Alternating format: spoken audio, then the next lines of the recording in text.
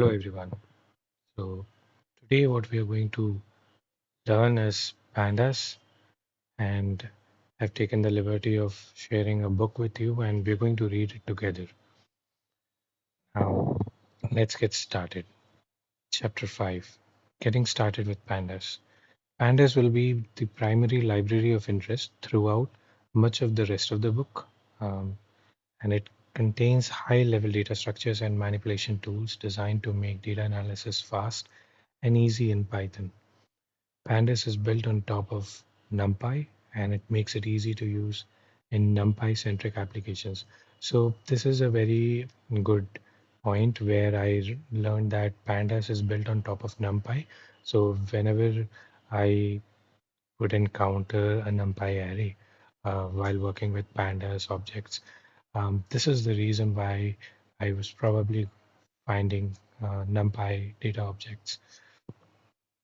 As a bit of background, I started building pandas in early 2008 during my tenure at AQR, a quantitative investment firm.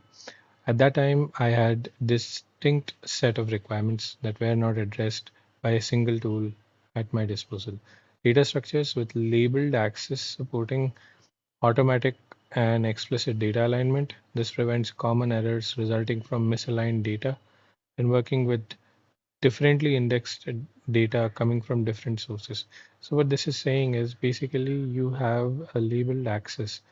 Labeled access, you can say that it just means the name of the column. I'm sorry. It just means the name of the column. And if you are if you are working with multiple columns and a very large data set, what you might encounter is that just having names of the columns by indexes might be a little hard to access, but having labeled access, uh, and it also supports automatic and or explicit data align. So it prevents the common errors that you might get if the data is not aligned or if you kind of something else. Now, the second part is integrated time series functionality. What is time series? Let's find out in a little while. The same data structures handle both time series data and non-time series data. In short, time series data is one where you have data being appended as time progresses. The size of the data structure keeps increasing with time, but a non-time series data would simply be constant throughout. It would not be increasing in size or decreasing in size. Arithmetic operations and reductions, like summing across an axis, would pass on the metadata. Flexible handling of missing data, merge, and other relational operations found in popular databases. So even if you don't know SQL, or if you are someone who's probably trying to learn pandas before SQL, this is what the last point is trying to say. Flexible handling of missing data. So if you've used pandas before, you would realize that if there is missing data, if there is an NaN value in a particular column in pandas, uh, pandas can actually handle it very well. You can directly remove that missing number from that particular column. So I don't want to get into a lot of details on all of these things right now, but what I'll do is I'll keep reading further, and maybe you could um, get to learn things from me. And if you have any questions, you can just post them on the chat. So I wanted to be able to do all these things in one place, preferably in a language well suited to general purpose software development. Python is a good candidate. So we're just going to skip this part and going to the next. Over the last 4 years, Pandas has matured into a quite large library. Import Pandas as PD. So this is a basic thing. Like you'll get to know if you written code, if you've seen code that uses pandas. So this is one standard that everybody follows. So that's like how he says, thus whenever you find PD in the code, it's referring to pandas. Series and data frame are used so much that I find it easier to import them into the local namespace, and that's the reason why it's been imported out here. So continuing from here, our introduction to pandas data structures, let's talk about series data structure. A series is a one-dimensional array-like object containing an array of any NumPy data type. So you know that Python has its own data structures and then NumPy has its own data structures. Now, when you uh, work with NumPy data structures, you can actually, if it's large enough or if it's something that it's cumbersome to handle using NumPy, Pandas can come to your rescue.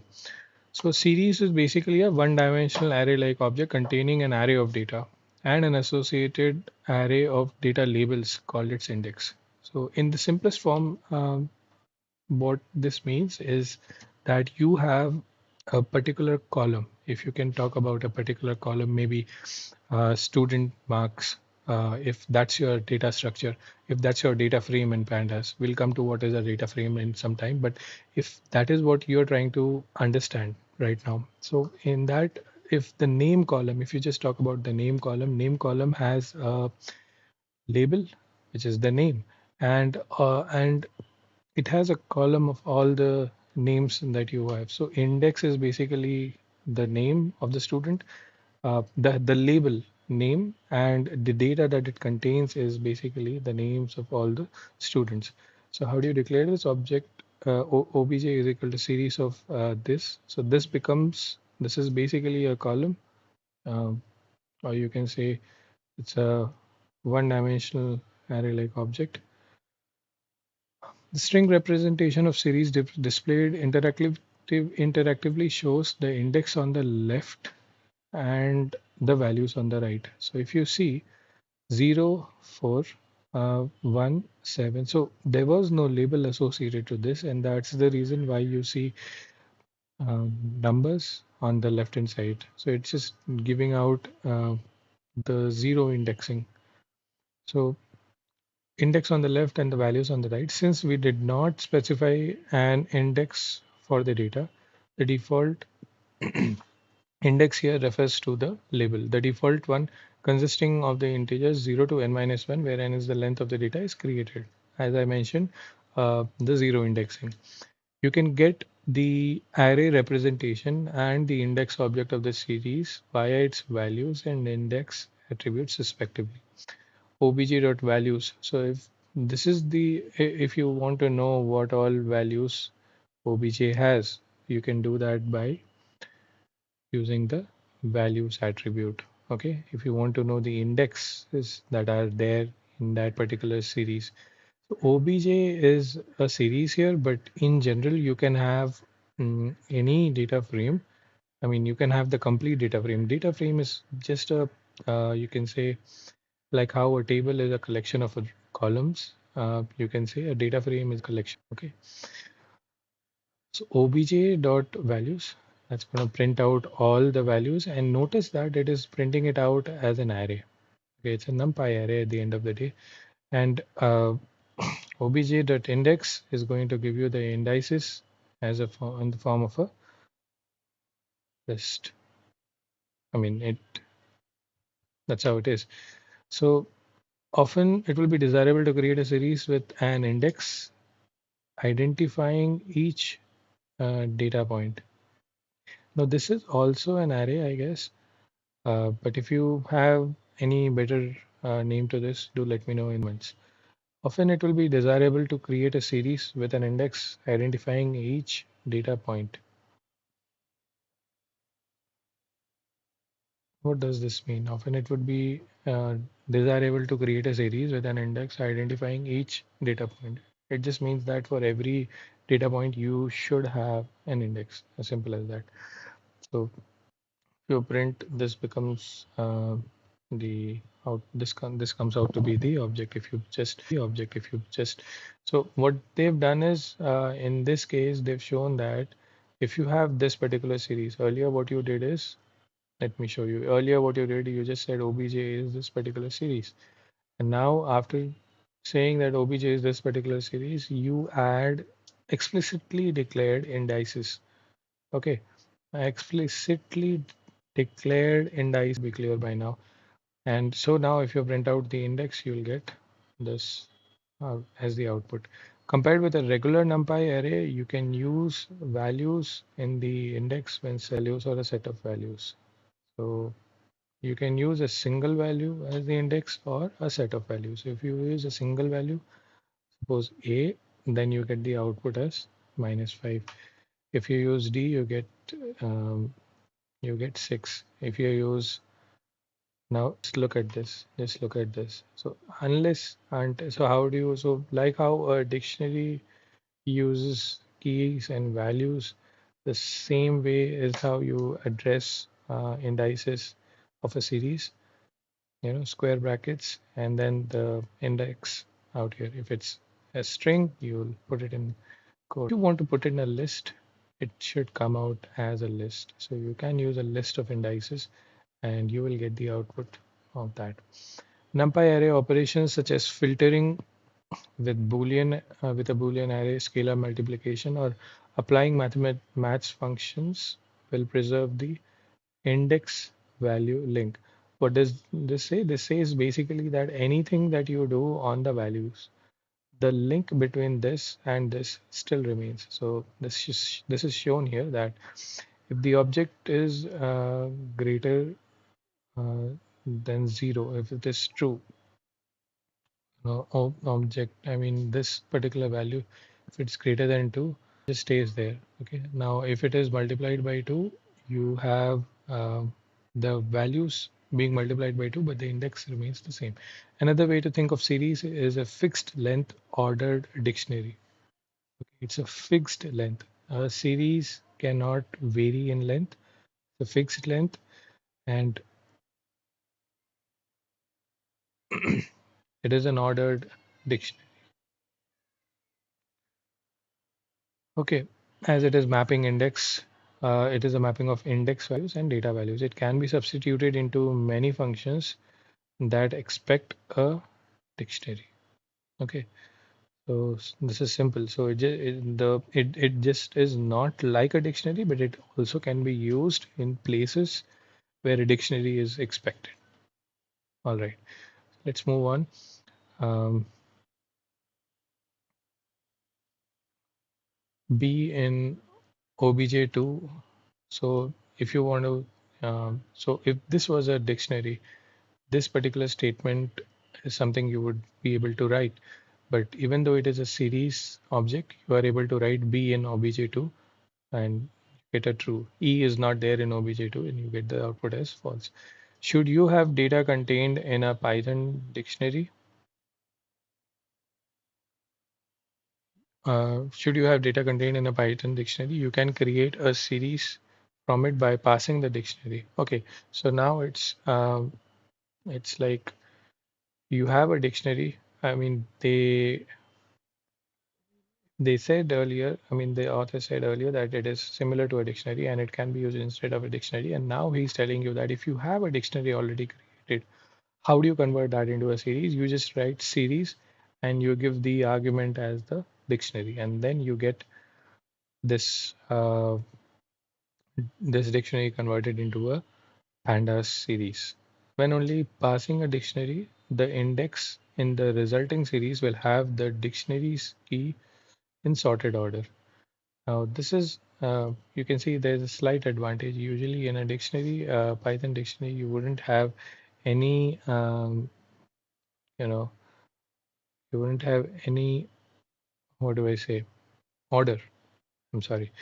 You wouldn't have any order, but series, I mean, Pandas series already automatically converts this into an ordered, uh, indexes, and the values are also going to be ordered based on those indexes.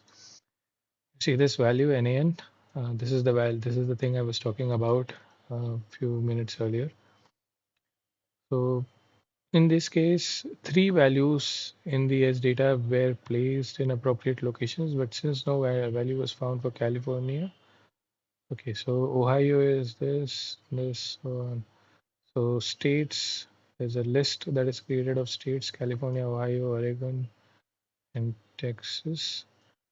Object 4 is a series where S data is the dictionary.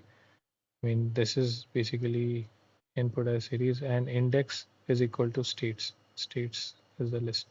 If you see, if you remember from above what we did, we give the list as it is, and then the index again a list.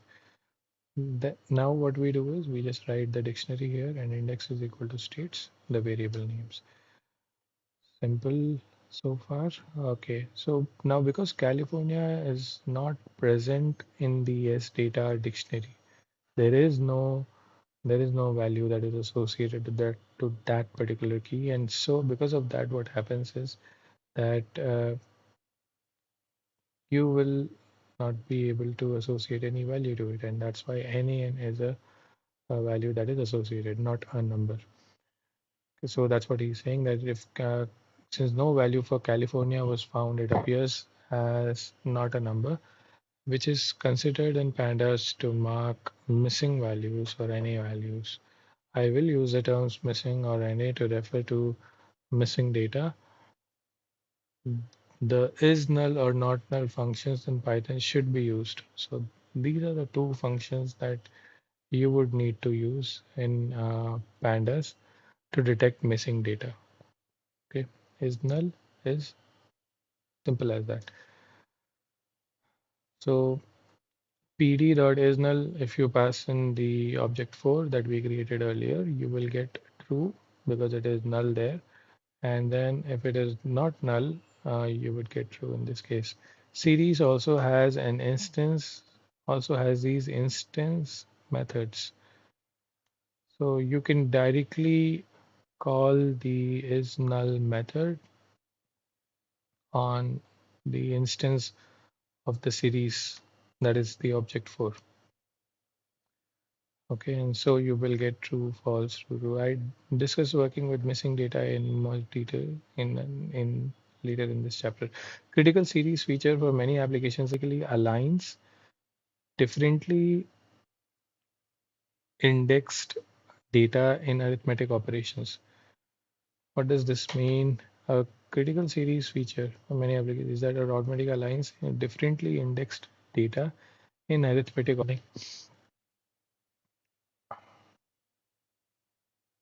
Just a second. Okay, so yeah. Object 3, you have all these things. Object 4 has this. If you want to add this, now you see the order in which this has come out. It's again, as it mentioned, it automatically aligns differently indexed data.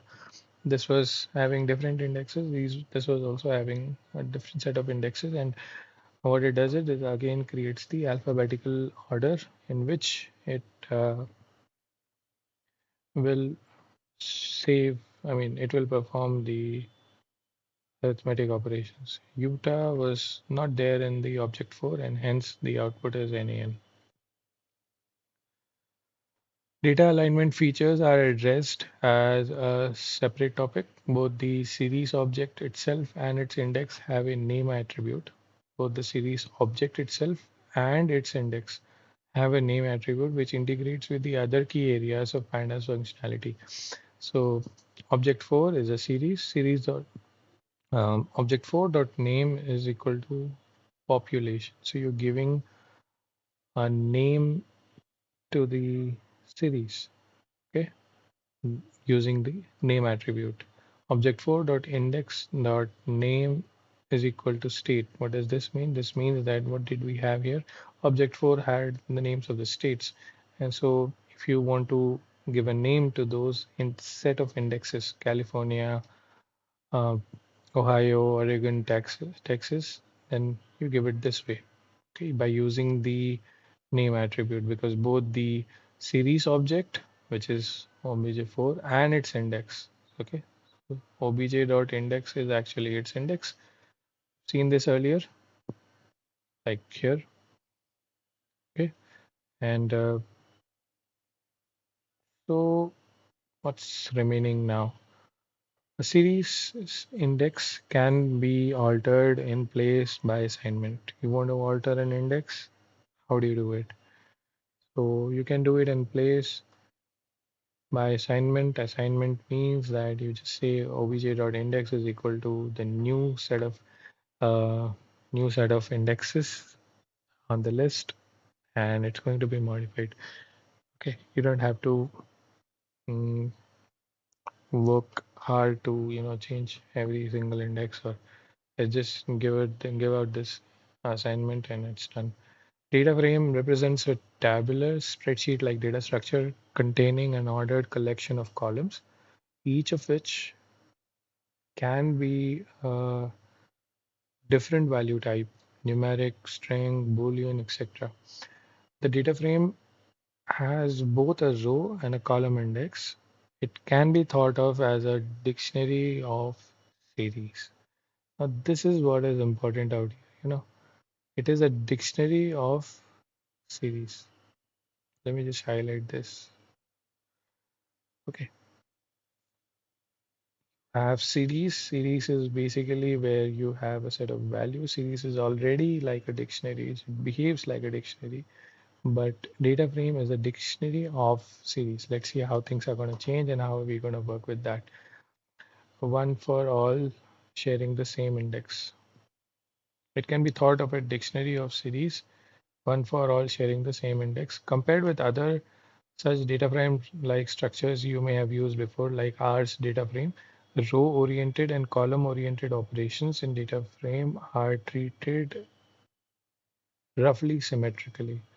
What it's saying is if you perform a row operation or a column operation in Pandas data frame, they are roughly treated in a symmetric fashion. There is no asymmetry on this. Okay. Under the hood, the data is stored as one or more two-dimensional blocks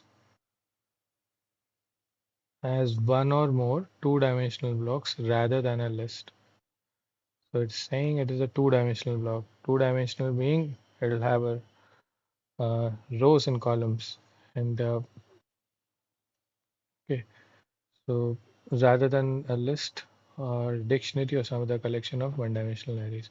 The exact details of data frames internals are out of the scope of this book. Note, while data frame stores the data internally in a two-dimensional format, you can easily represent much higher dimensional data in a tabular format using hierarchical indexing, a subject of later discussion.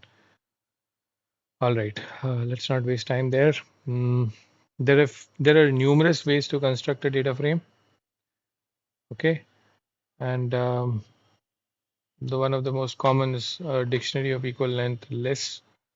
So you like how you can create a series from a dictionary by passing in the dictionary in as an argument to the series object.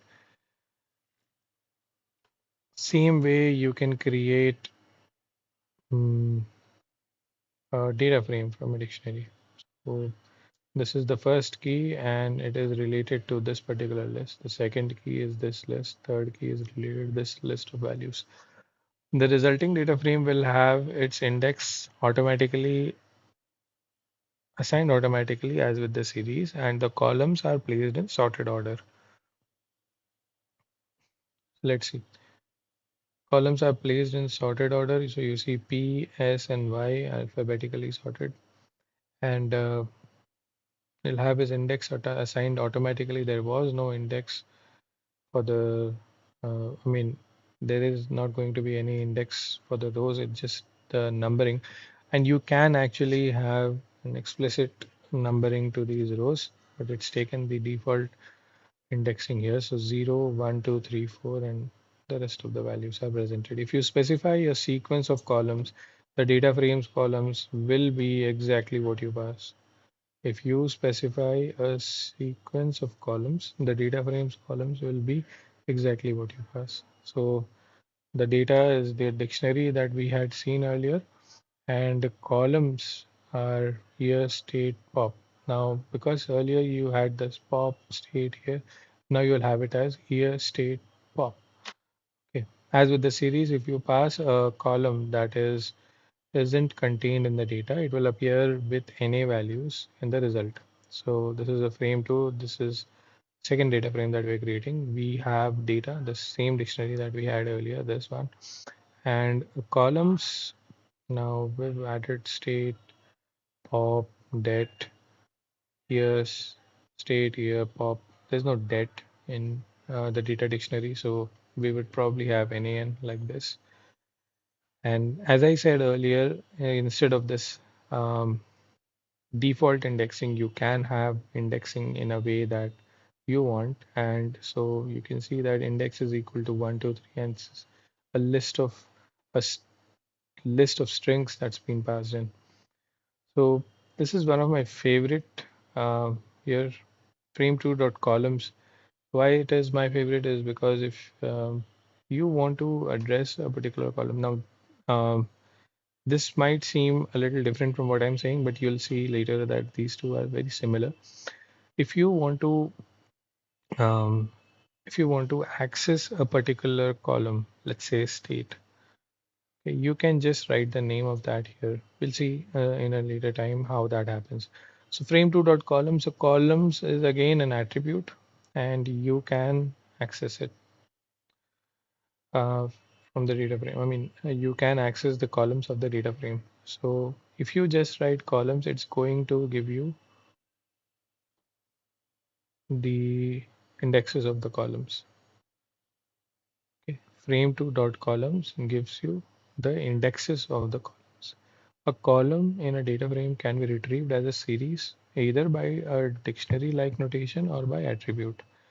Now, so you can write like what I was saying, you can write it as a dictionary, like how you want to access a value in a dictionary, you write the key in square brackets. I even talked about this earlier. And if you don't do that, if you want to just write it like this, this is the cool thing. I mean, I find this really cool that you can just write this and get the same out. So that's how you access particular series. So this particular column, how do you access this? It's gonna have Ohio, Ohio, Ohio, Nevada, Nevada. So it's gonna have all this. Okay. Now, so you don't have to look again, I guess. And their name attribute has been appropriately set. Name state, name here. So name is of the series object and of the indexes of the series object. So here the name that you're seeing is the name attribute of the series object, which is frame2, which is state in the state column of frame2. Rows can also be retrieved by position or name or by a couple of methods such as the IX indexing field. Much more on this later.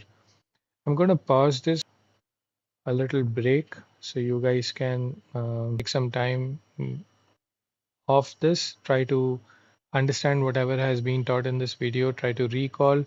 Maybe if you need to know anything in a bit more detail on this, you can Google that, or if you have any questions regarding this, you can probably write it down in the comments. Feel free to subscribe, like, and share this video. And let's continue in this session in the next video. We'll talk about rows in a little while. All right then. Bye.